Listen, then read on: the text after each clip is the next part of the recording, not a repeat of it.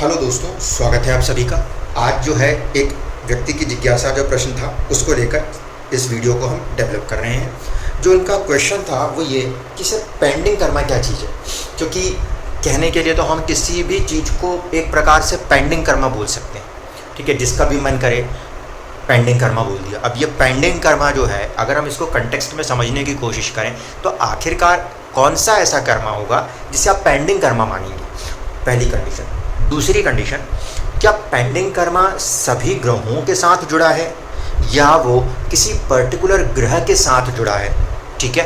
तो इस तरह के अगर सवाल आप लोगों के जीवन के अंदर भी उठते हुए नज़र आते हैं तो आज हम डिस्कस करेंगे कि हम पेंडिंग कर्मा की थ्योरी की जब बात कहते हैं वो किस प्रकार से प्रयोग में लाई जाती है। देखिए, सबसे पहली बात तो बिल्कुल क्लियर है कि व्यक्ति इस भूमि पर, जिसे हम कर्म भूमि कहते हैं, वहाँ पे वो कर्म करने आया है। अब कर्म करने तो हर व्यक्ति जिसने कि जीवन में जन्म लिया और मृत्यु तक जाएगा, वो इस दुनिया के अंदर किसी न किसी प्रकार का कर्म करता ही नजर आएगा, इसमें कोई दुराय नहीं है। फिर यहाँ पे ये पेंडिंग कर्मा की थ्योरी क्या बड़ी बात होगी। ऐसे कैसे पता चलेगा कि ये जो कर्म है, ये कर्म इसके ऊपर पिछले जन्म से रुका हुआ है और यही कर्म इसको करना है। इसको दूसरे रूप में ऐसा भी देख सकते हैं, कुछ लोगों को कुछ चीज़ें सिखानी नहीं पड़ती, वो चीज़ें उन लोगों के पास नेचुरल तरीके से आ जाती हैं। मान लीजिए छोटे छोटे बच्चे आप देखेंगे जो कि गाने के अंदर, कुछ लोग बजाने के अंदर अपने आप में ही हुनर को लेके पैदा हो जाते हैं। ऐसे स्थिति में अगर हम बात करें कि व्यक्ति को हमने सिखाया नहीं है लेकिन फिर भी उसके अंदर ही वो चीज़ किसी ना किसी रूप में अपने आप से आई है, तो उसका कोई अर्थ होगा, कोई मीनिंग होगा लाइफ में। वो भी एक प्रकार का कर्म है। अब यहाँ पे ऐसा नहीं है कि हर कर्मा का अर्थ आपके जीवन में धन उपार्जन का हो, हर कर्मा आपको पैसा कमा के देता है, ऐसा नहीं है। हम बहुत सारे रिश्तों के अंदर भी अपने तरह से, अपने अपने ढंग से कुछ कर्म कर रहे होंगे और उसके बदले में हम किसी को खुश, किसी को दुखी कर रहे होंगे। किसी से हमें खुशी मिल रही होगी तो किसी से हमें दुख भी मिल रहा होगा।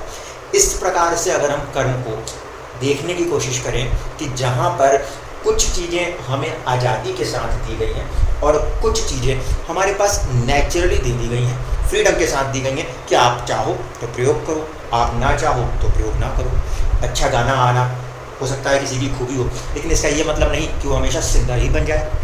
अच्छा बजाना आना ये आपकी कला हो सकती है, बट इसका ये भी अर्थ नहीं कि आप कहीं ना कहीं गाने बजाने वाले कामों में जुड़े हो, ठीक है। तो पर्टिकुलर चीज़ों के अंदर जब हम कर्मा की बात करें तो स्पेसिफिक हो जाइए कि कर्म का आपकी आमदनी के साथ कोई रिश्ता नहीं है। श्री कृष्ण ने अर्जुन को युद्ध में आगे किया, युद्ध हुआ, अब उस युद्ध में कोई पैसे बटोरने के लिए युद्ध नहीं हुआ। किसी पर्टिकुलर नियति के साथ जब कोई पर्टिकुलर एक्शन होता है तब उस पर्टिकुलर नियति के आधार पे कहने वाले कर्म को पेंडिंग कर्मा के रूप में माना जाता है, समझिएगा। जिसमें किसी पर्टिकुलर नियति के लिए उस चीज़ का होना आवश्यक है। अब क्वेश्चन ये उठेगा कि वो पर्टिकुलर नियति के लिए वो चीज़ कैसे बने। देखिए, सिंपल सी चीज़ है। सबसे पहले जब कभी भी बात हमें पेंडिंग कर्मास को लेकर करनी है तो दो बातों को बिल्कुल ध्यान रखना। एक वो जो कि आपका व्यक्तिगत कर्मा हो। व्यक्तिगत कर्मा के लिए हम दो ग्रहों को पहले केंद्र में लेकर आते हैं। एक हमारे पास होते हैं केतु और एक हमारे पास होता है शनि, ठीक है। ये दोनों ही आपके अंदर की शक्तियाँ हैं जिससे कि आप इस दुनिया में, इस जीवन में अपने लिए कर्म करते नजर आते हैं। अगर कोई व्यक्ति बीमार पड़ गया और वो बिस्तर पे सालों तक लेटा हुआ है, भले वो चल फिर नहीं रहा लेकिन वो जीवित है और जीवित होकर वो वहाँ पे भी इस स्थिति में भी है, तो उसको भी कर्मा के रूप में ही मानना, ठीक है। अब उसके कारण दूसरा व्यक्ति परेशान हो सकता है, ठीक है ना। तो यहाँ पर क्या हो रहा है, उस व्यक्ति का वो खा रहा है, वो कहीं ना कहीं जीवित है, वो चल फिर नहीं रहा, फिर भी हम उसको उसके कर्मा के साथ जोड़ेंगे। बीमारी के साथ चल रहा है, वही उसका कर्म बता देंगे, ठीक है। तो यहाँ पे बात क्या हो रही है, बात हो रही है जहाँ पे सेट नियति फिक्स होकर कर्मा हो रहा है। नियति के हिसाब से उसका तय है कि उसे बीमार होकर उसके पूरे शरीर के अकड़न के साथ उसे जीवन बिताना है और वो सारे दुख और तकलीफों को उसी रूप में देखना है। तो वो भी क्या होगा, वो भी एक प्रकार का कर्मा हो गया। उस प्रभाव के लिए किसे देखेंगे, तो अलग अलग ग्रहों को अलग अलग चीज़ों के कारक तत्वों के साथ जोड़ के देखा जाता है। इसीलिए केतु और शनि, इन दो ग्रहों से हम अपने निज के, स्वयं के कुछ पर्टिकुलर कर्मास को, जिसे हम पेंडिंग कर्मा कह सकते हैं, वो देखा जा सकता है। प्रयोग कैसे कर रहा है इसका, और फिर रिश्तों के साथ जब हम कर्मा की बात करेंगे तो हम वहाँ पर भी अभी थोड़े समय के अंदर डिस्कशन कर लेंगे। लेकिन फिर वो व्यक्तिगत नहीं रह जाएगा, ध्यान रखिएगा, वो व्यक्तिगत नहीं होगा, क्योंकि उसमें आपके साथ कोई और भी कर्मा जुड़ जाएगा, कोई और व्यक्ति आपके साथ मिलकर कर्म करेगा। इस कारण से इंडिविजुअली आपके जो कर्मा है वो 2 पॉइंट पे जुड़े होंगे, एक केतु पे जुड़ेगा, एक शनि पे जुड़ेगा। तो अब देखिए यूज कैसे होता है। केतु कुंडली में कहीं भी बैठा हो, ये दर्शाएगा कि आपके पास किस चीज की इंटरनल पावर है, अंदरूनी शक्ति है, आपके क्रोमोसोम्स, आपके जीन्स के अंदर आपको क्या मिला है, ये स्थिति अब वो माने केतु से देखी जाती है। और क्या बोला जाता है, क्या माना जाता है, ये माना जाता है कि पिछले जन्म में हमने किसी चीज को इतना कर लिया है कि वो इस जन्म तक कैरी फॉरवर्ड हो गई है। ठीक है, जब वहाँ पे वो शब्द ऐसा बोलते हैं कई बार लोग कि इसको तो आपने खूब भोग लिया है, इसलिए इस जीवन में अब इसका अर्थ नहीं। एक्चुअल में जिस चीज़ को हमने बहुत मेहनत करके सीख लिया है, उस पोटेंशियल को कहीं ना कहीं केतु दर्शाता है। तो पेंडिंग कर्मा के हिसाब से वो कर्मा जिसे हम करते चले आ रहे थे, वो ही हमारे अंदर बिल्कुल मजबूती से भर गया।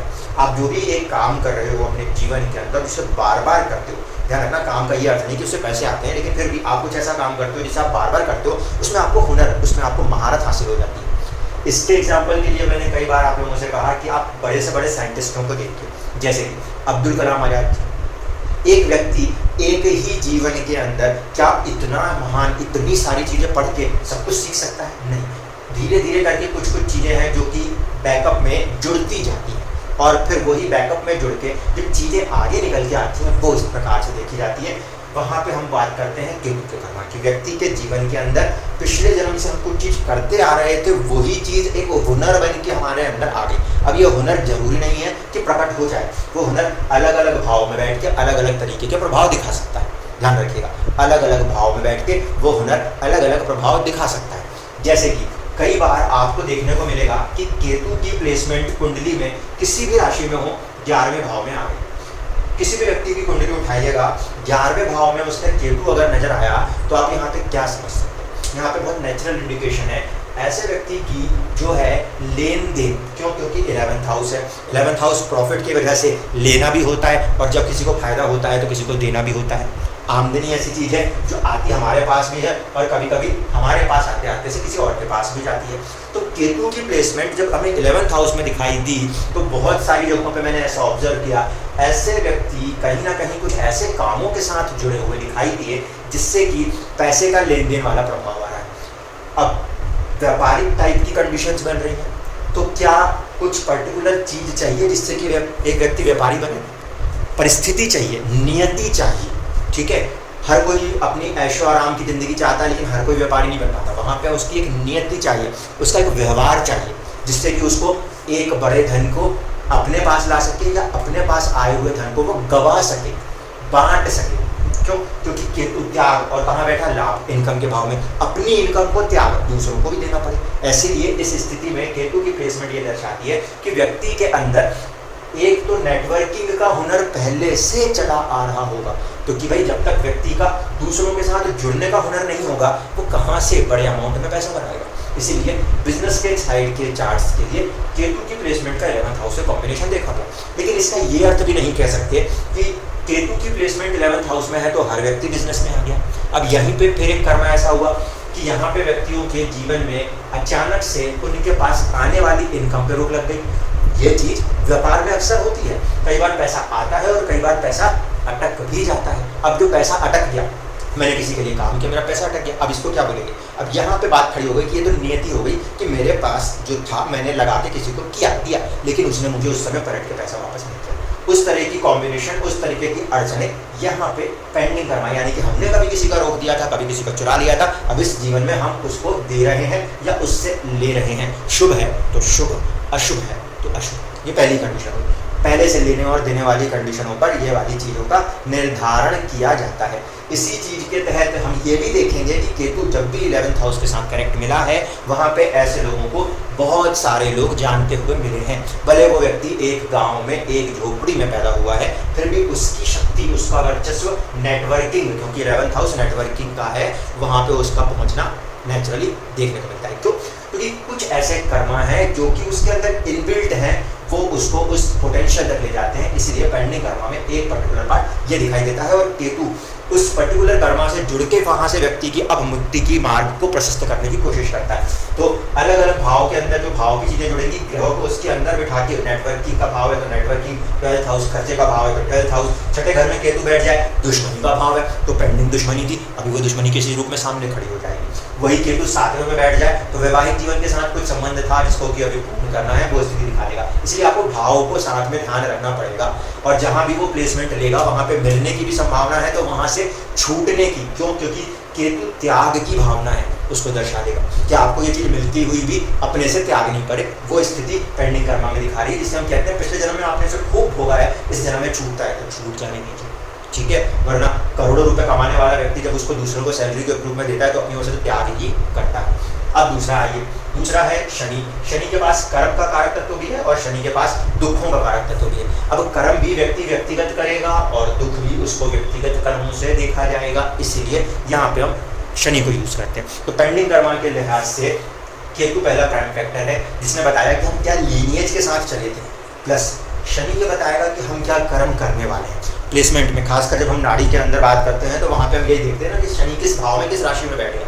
तो शनि की प्लेसमेंट पोजीशंस जो है वो हमारे को कहीं ना कहीं किसी ना किसी रूप में हमारे दैनिक दिनचर्या, मैं अभी भी यहाँ पे इसको कर्म के रूप को किससे नहीं जोड़ रहा, आजीविका से नहीं जोड़ रहा। शनि के पास नेचुरल 10th हाउस की पोटेंशियल होती है, ये एक बात है, लेकिन अगर कोई व्यक्ति बीमार हो गया या कोई व्यक्ति मान लीजिए हाउसवाइफ है, वो हाउसवाइफ जॉब नहीं कर रही, तो इसका ये मतलब तो नहीं कि वो कर्म नहीं कर रही, ठीक है। किस वातावरण में आप कर्म को अंजाम देंगे वो परिस्थिति शनि से देखी जाती है। अब हाउसवाइफ के साथ अगर मैंने ये बात कह दी तो फिर यहाँ पे ये सोचने की बात है, क्या शनि अलग अलग राशियों में बैठेगा तो हाउसवाइफ क्या कोई एक दाल रोटी बनाएंगी, कोई इडली डोसा बनाएंगी, ऐसा कुछ होगा क्या? नहीं, ऐसा नहीं होगा। आपके अपने सराउंडिंग एनवायरनमेंट में जो आप खाना खाते हो, खाना आप वही खाते हो, लेकिन वहाँ पे उस महिला को जो अंदर घर के अंदर वातावरण मिलेगा वो उस राशि के प्रभाव के साथ मिक्स हो जाएगा, ठीक है। इसको आपको समझना पड़ेगा, वो कहाँ से जुड़ा हुआ कर्म है और कहाँ से जुड़ा हुआ चीज़ है जिससे कि दुख आएगा। ध्यान रखिएगा, कहाँ से जुड़ा हुआ कर्म है जिसे हमें करना है और कहाँ से किए गए कर्म के साथ हमें दुख का अनुभव होगा। इस बात की गणना आपकी कुंडली में शनि की प्लेसमेंट पोजीशन से लगाई जा सकती है, ठीक है। कारक तत्व को ध्यान में रखते हुए एक चार्ट आया, उस चार्ट में शनि भाव स्वामी बना सेकंड का और थर्ड का। जब शनि सेकंड का थर्ड का भाव स्वामी बना तो पहले तय हो गया कि शनि ने डिसाइड कर लिया इस जन्म में आपके द्वारा किए गए कर्म का प्रभाव या तो आपकी सेविंग्स या आपकी फैमिली के प्रभाव को दिखाएगा। पहला नियम किस केस में होता है ये, जब कुंडली 9 नंबर से बनती है तो 10 और 11 जहाँ पे स्वामी शनि बन जाते हैं। ऐसे फॉर्मेशन में आपकी जो बचत का तत्व है उसको लेकर आपसे जो कर्मा है आपके टूवर्ड्स द फैमिली वाला और सेविंग्स वाला, ये शनि कराने लगेगा। लेकिन वो नहीं देखते हुए हमें ये देखना है उसकी प्लेसमेंट। एक पर्टिकुलर कुंडली आई, उस कुंडली के अंदर शनि की प्लेसमेंट आपको 8th हाउस में मिलेगी। पीछे किसी वीडियोस के अंदर लोगों ने ये भी कहा था कि अष्टम में शनि को लेकर नहीं बनता, बात नहीं। देखो, अष्टम में अगर शनि बैठा तो अष्टम ससुराल पक्ष और शनि दुख का कारक तत्व भी बनता है। ऐसे स्थिति में किसी ना किसी बात को लेकर जीवन के अंदर अपने ससुराल पक्ष की तरफ से जुड़ा हुआ कुछ कर्म भी करते नजर आएंगे। मैरिज को भी नहीं तोड़ते, मैरिज के अंदर जुड़ के कर्म भी करते नजर आते। और कई बार अगर दूसरे ग्रह ने पीड़ित प्रभावित कर दिया तो सेपरेट रह के कर्म करेंगे, डिवोर्स नहीं करेंगे, ठीक है। लेकिन वहां से दुख आएगा और उनके ऊपर किसी प्रकार से कर्म या उनके लिए कुछ कर्म करते हुए नजर आएंगे। तो यहाँ पर क्या हो रहा है, यहाँ पर आप व्यक्तिगत होकर आपको अपनी मेहनत उस पर्टिकुलर एरिया, उस पर्टिकुलर फील्ड में करनी पड़ती है। अब एक बात और है कि शनि दुख का कारक है, तो फिर सुख के कारक के रूप में देखना है कि नहीं देखना। अगर शनि शुभ हो गया तो क्या वह दुख देगा कि सुख देगा? देश के प्रधानमंत्री जी का शनि जो है सिंह राशि में बैठ गया जाकर दशम में, तो कार्य क्षेत्र में वो दशम भाव स्टेटस है। जब इल्जाम लगे तो इस स्टेटस को डाउन किया, दुखी भी किया, लेकिन अगर वहां पे व्यक्ति मेहनत करेगा तो उसको उसके हिसाब से रिजल्ट मिल जाएगा। अब ये पॉजिटिव होगा या नेगेटिव होगा, इस बात का फैसला करने के लिए आपको ये देखना पड़ेगा कि शनि अकेला बैठा है, किसी दूसरे ग्रह के प्रभाव में बैठा है, या उस लगन कुंडली के शुभ या अशुभ ग्रह बन रहा है। इसको ध्यान रखिएगा, क्योंकि हर शुभता और अशुभता एक ही सिक्के के दो पहलू बन जाएंगे। वहीं से जुड़ने से किसी को फायदा हो जाएगा और वहीं के जुड़ने से किसी का नुकसान हो जाएगा। ठीक है, इस चीज को बिल्कुल ध्यान रखिएगा। राशि का तत्व ये बताएगा कि किस प्रभाव के साथ, किस वातावरण के साथ व्यक्ति काम करेगा।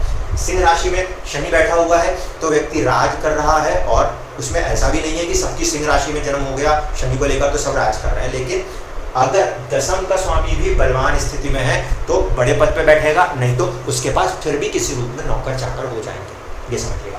तो पहली कंडीशन पेंडिंग कर्मा की थ्योरी के अंदर हमें इन दो ग्रहों को पहले फोकस में लेकर आते हैं कि भाई नियति के हिसाब से आपका केतु क्या आपके पास मिलने देगा और क्या आपसे बिछड़ जाएगा। जहाँ केतु बैठेगा वहाँ की चीजें बिछड़ जाएंगी, ये ध्यान रहता है। इसीलिए नियति में वो चीज पहले लिखी है कि भैया ये चीज इनको पाकर भी गवा देनी है। ठीक, फिर व्यक्ति को समझ में आ जाए कि मुझे किस तरफ बढ़ना है, मुझे किस तरफ नहीं बढ़ना, तो बहुत अच्छी बात है। यहाँ पर व्यक्ति पाकर भी गवाएगा तो बड़े भाई बहनों को गवा देगा। यहाँ पर व्यक्ति अगर किसी चीज को गवाएगा तो अपनी आमदनी के हिस्से को गंवाने लग सकता है। ठीक है, ये ध्यान रखिएगा। इसलिए कॉम्बिनेशन टुवर्ड्स द बिजनेस अच्छा जाता है, नहीं तो भाई बहनों के साथ के टकराव की स्थिति दिखाता है। पॉजिटिवली पैसा आने को भी दर्शा सकता है, तो यदि पैसा ना आने की संभावनाओं को भी दर्शा सकता है नियति के लिहाज से। फिर हमने शनि को लेकर डिस्कस कर दिया, जिस भाव में बैठेगा उस भाव से आप उसको जोड़ के देख सकते हैं। अब बाकी के बच्चों को ग्रह जो है उसके साथ बात ये उठती है कि सूर्य आ गया तो पिता के साथ, चंद्रमा आ गया तो माता के साथ, अगर मंगल आ गया तो भाई बहन, गुरु आ गया तो आपके गुरुओं के साथ और बड़े भाई बहन के साथ हो जाएगा, बुध आ गया तो आपके लिए बहन या बुआ के साथ हो जाएगा, जो मैटरनल रिलेशन है उनको देखना पड़ेगा। शुक्र के साथ जो चीज जुड़ेगी वो आपके लाइफ पार्टनर के साथ जोड़ के देखी जाएगी। राहु आपके अंदर की चाहतों को दर्शाएगा। अब इन ग्रहों की प्लेसमेंट पोजीशन को कैसे यूज करना है, देखिए इस कंडीशन में आप ये नहीं कह सकते कि ये कोई पेंडिंग कर्मा की थ्योरी पे काम करेगा। यहाँ की कंडीशन के लिए हम क्या यूज करते हैं, ये ग्रह किसी ना किसी रिश्ते के कारक तत्वों को दर्शाते हैं। उन ग्रहों की आपके कुंडली में अलग अलग जगहों पे प्लेसमेंट हो सकती है। ठीक है, तो उस पर्टिकुलर प्लेसमेंट को आपको एक पर्टिकुलर भाव से देखना है। ठीक है, क्यों? क्योंकि वहां पर बात आएगी रिश्तों से सुख मिलेगा कि रिश्तों से दुख मिलेगा, रिश्तों से सुख मिलेगा कि रिश्तों से दुख मिलेगा, या रिश्ता ही साफ हो जाएगा। कैसे यूज होता है, जैसे कि सूर्य पिता का कारक है तो हम इसको नवम और दसम को ध्यान में रखते हुए लेंगे और उसमें नवम को पहले लेंगे। तो सूर्य की प्लेसमेंट कुंडली में नवम से देखी जाएगी। अगर सूर्य की प्लेसमेंट कुंडली में आपको ऐसा दिखाई दे कि सेकंड हाउस में आ रही है, अगर ऐसा दिखाई दे कि सूर्य की प्लेसमेंट आपको चौथे घर में नजर आ रही है, और सूर्य की प्लेसमेंट अगर ऐसा दिखाई दे कि आपको कुंडली के अष्टम में नजर आ रही है, ऐसे स्थिति में हम ये समझ लेंगे कि इस पर्टिकुलर रिलेशन के साथ जो चीज़ें जाने वाली हैं वो थोड़ी अजीब सी, थोड़ी सी परेशान करने वाली रहेगी। क्यों? क्योंकि पहले तो भाव को ध्यान में रखना है और फिर वो जो ग्रह है, कारक है जिस पर्टिकुलर रिलेशन का, उसको ध्यान में रखना है। ठीक है, अगर यहाँ पे का स्वामी भी बन गया तो बल और ज़्यादा खींच के बढ़ जाएगा। ठीक, क्योंकि उसकी राशि सिंह राशि अगर यहाँ आ गई तो वो अपने भाव को भी वो डिस्टर्ब कर जाएगा। ऐसी स्थिति में रिलेशन ज़्यादा खराब हो जाएंगे। दूसरा तरीका देखने का, जैसे ये परिस्थिति है, मान लीजिए किसी कुंडली में सूर्य की ये प्लेसमेंट आ गई, तो सूर्य कहाँ बैठा है, गुरु की राशि में। राशि के हिसाब से ठीक है, यानी कि समझदारी के घर से बैठा है, गुरु ज्ञान का तत्व लेके राशि जो होती है उसमें बैठा है, तो थोड़ा सा ठीक है। लेकिन उस भाव से बाहर में बैठ गया तो ऐसे स्थिति में अपने पिता से किसी ना किसी बात को लेकर दुखी रह सकता है। मान लीजिए यहाँ पे सिंह राशि आ जाती, यहाँ 4 नंबर लिख देता, तो ये पैतृक संपत्ति का भाव हो गया। पैतृक संपत्ति से जुड़ी हुई कोई चीज और पिता के साथ जुड़ी हुई चीज, वहां पे चीजों को उलझा के रखे। यहाँ पे चीजें फादर को भी डिस्टर्ब करेंगी और आपको भी डिस्टर्ब कर देंगी। क्यों? क्योंकि जब किसी व्यक्ति के साथ रिलेशन में डिस्टर्बेंस आ रहा है तो इस बात को ध्यान रखिए कि आप भी जो उसको दुखी करोगे वही आपको थोड़ी दुखी कर देगा। वो वाली परिस्थिति को हमको समझना पड़ेगा। तो उस पर्टिकुलर केस के लिए जब हम रिश्तों के अंदर देखते हैं, कई बार होता है ना कि कुछ नहीं था व्यक्ति और फिर भी उसकी शादी पता नहीं कहाँ से कहाँ हो गई और क्या से क्या जुड़ गया। कुछ नहीं था व्यक्ति, संतान आई और पता नहीं क्या से क्या हो गया। एक कोई रिश्तेदार ने सलाह दी और व्यक्ति का जीवन बदल गया।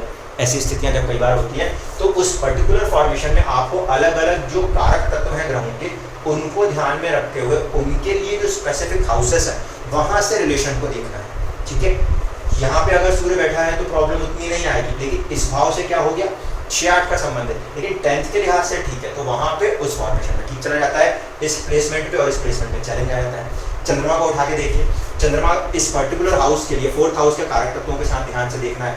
अब चंद्रमा नीच का ना हो, क्योंकि वैसी स्थिति में वो जहाँ बैठा है उस राशि में पीड़ित प्रभावित है तो फिर वो रिलेशन डिस्टर्ब होगा। दूसरी कंडीशन, अष्टम के अंदर चंद्रमा आ गया मान लीजिए, तो यहाँ चंद्रमा के लिए मरण कारक स्थान है, ये स्थिति खराब हो जाएगी। ये चंद्रमा 12 में चला गया तो मन बाहर की चीजों में लग जाएगा, वहां पे डिस्टर्बेंस आ जाएगी। अभी मैं ये नहीं कह रहा कि चौथे भाव का स्वामी कहाँ बैठा है, मेरी स्थिति यहाँ पे कहने की ये है कि हम उस ग्रह को उस पर्टिकुलर रिलेशन के साथ देख रहे हैं। अब मान लीजिए यहाँ पे चंद्रमा की प्लेसमेंट गलती से किसी जीव व्यक्ति को छठे, 8वें या 12वें मिल जाए, तो ऐसे में आप देखोगे कि बिन किसी बात के नेचुरली माता के साथ किसी न किसी चीज को लेकर टकराव की स्थिति पैदा हो गई, या माता की स्वास्थ्य में कुछ प्रॉब्लम आ गई। तो अब ये क्या है, ये हो गया नियति के साथ वो चीज जुड़ी और फिर आपने उनके साथ अपने रिश्तों को निभाया। तो इसीलिए जब मैंने शब्द नियति यूज किया, वहां आपको ये समझना है वो परिस्थितियां जो कि अमूमन आपके जीवन में अपने आप बनती हैं, आप उसके लिए अपने आप को कोई तैयार करके नहीं जाते, आप बस वहां तक पहुंचते हो, आपको नेचुरली कोई ताकतें वहां तक पहुंचाती है और फिर वो परिस्थितियां आपको अच्छा या बुरा रिजल्ट करने लग जाती हैं। उस पर्टिकुलर चीज को हम बात करते हैं रिलेशन के पॉइंट से पेंडिंग करना की, कि इस व्यक्ति के साथ मैं जुड़ा, यहाँ से यहाँ तक मैं चला, फिर मेरे को पता नहीं क्या बात हो गई, उसने मुझसे दुखी होकर मेरे से अपने आप को दूर कर दिया। ये स्थिति क्या बनी, ये स्थिति जब डिवोर्स के केसेस में आती है तब भी हम इसको लगाते हैं कि उस कंडीशन में आप शुक्र को उठाइए, कुंडली में शुक्र की प्लेसमेंट को देखिए, और आपको यह भी ध्यान से देखना है अगर इन ग्रहों को शनि या केतु जैसे ग्रहों ने, शनि या केतु जैसे ग्रहों ने इनमें से जिनको छुआ होगा उनके साथ भी फिर ये पेंडिंग का सेल्फ उसके साथ भी कनेक्ट पड़ जाएगा।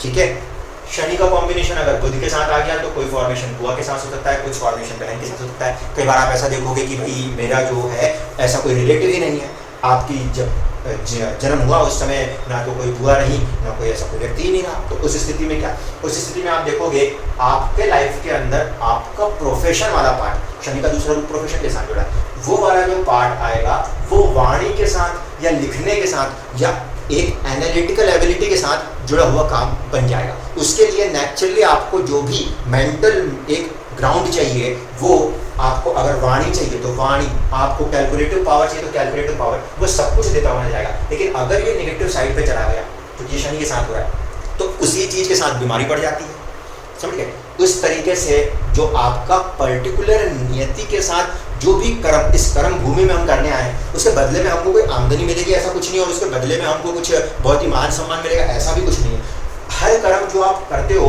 सामने वाला अगर खुश होता है तो आपको आशीर्वाद देता है, और आप जब दूसरे के लिए कर्म करते हो और अगर वो दुखी होता है तो वो आपको बद्दुआ भी देता है। इस चीज़ को ध्यान रखिए, क्योंकि ये नहीं जरूरी कि उसने मुंह से बोल के जो बद्दुआ हो। बात यह है कि किसी को आपने दिल दुखा दिया तो उसने आपसे बोला या नहीं बोला, लेकिन वो तो दुख में गया, ये जो दुख उसको गया वो दुख कहीं ना कहीं पलट के आएगा। सामने वाला आपके साथ खुश होके गया तो वो खुश हुआ तो पलट के आपके पास भी खुशी आएगी। इस वाली थ्योरी के ऊपर हम एक्चुअल में पेंडिंग कर्मा को लेके चलते हैं। लूटने खसोटने वाले जो लोग होते हैं वो ऐसा जोड़ देते हैं, इसको दान कर दीजिए। अरे कर्मा के अंदर पैसों का दान नहीं होता, गाय दान कर दीजिए। आपने गाय दान कर दी तो आपने अपना कर्म थोड़ी उतार दिया। आप अपना कर्म कब उतारते हो, जब किसी व्यक्ति के साथ जुड़ के उस पर काम करते हो या उसके साथ रह के किसी पर्टिकुलर काम को करते हो। एक तरीका ये है। दूसरा तरीका यह है जहाँ पे हम बात करते हैं सेवा।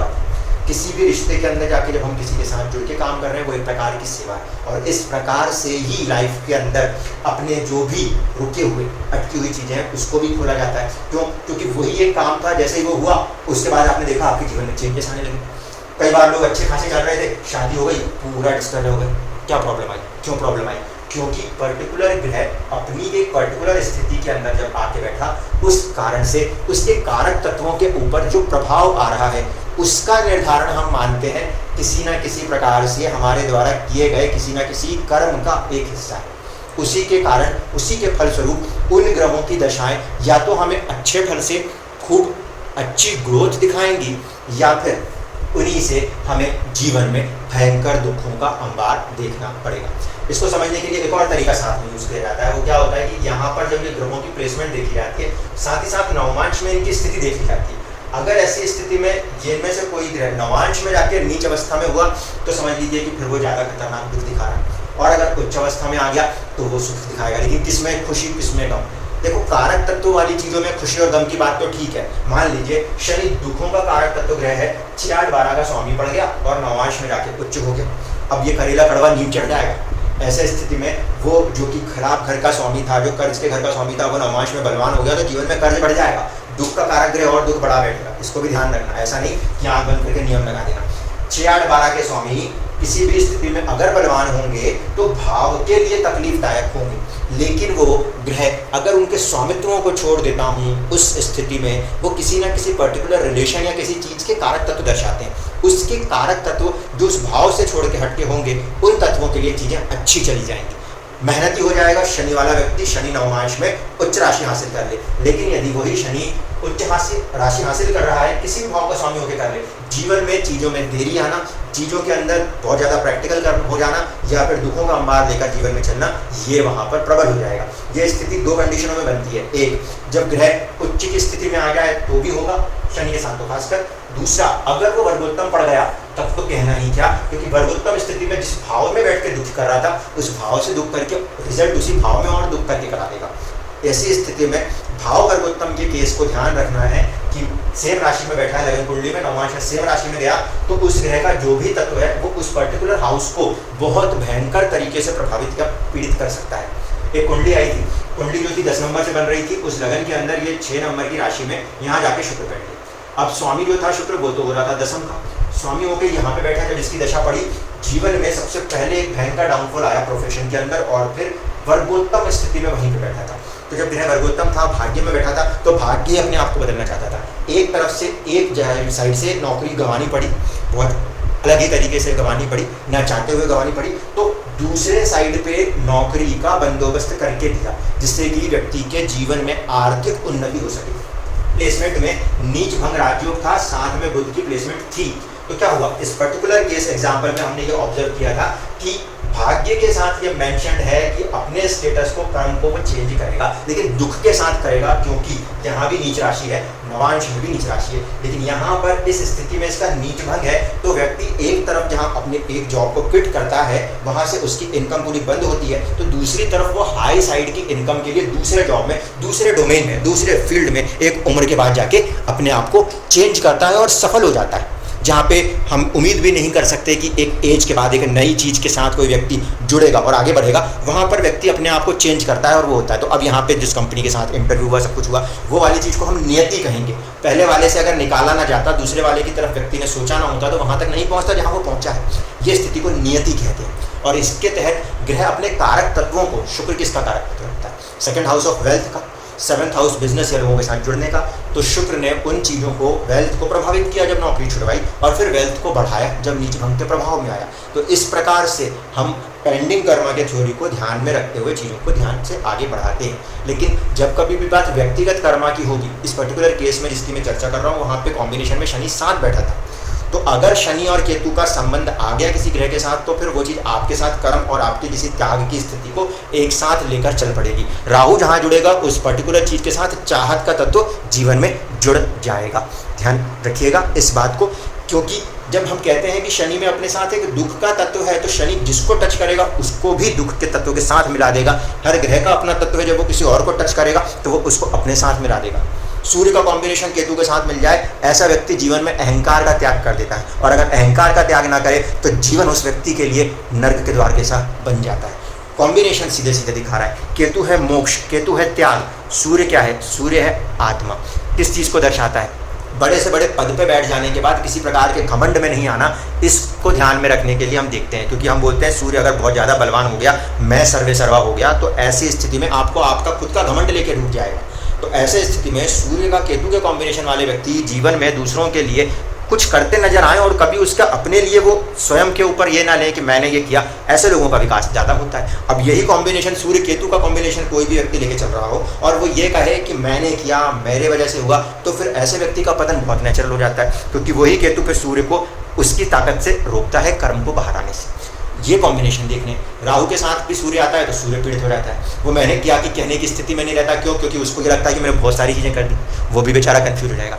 कॉम्बिनेशन आपको देखने पड़ेंगे। चंद्रमा के साथ स्थितियां हैं तो वहाँ पे क्या प्रभाव आएगा। किसी भी ग्रह के साथ जब कोई दूसरा ग्रह कॉम्बिनेशन बनाता है, किसी भी प्रकार की युति बन सकती है दोस्तों। ऐसा नहीं है कि साथ बैठे, राशि परिवर्तन, नक्षत्र परिवर्तन, बहुत सारे तरीके हैं जहाँ पे रिश्ते बनते हैं।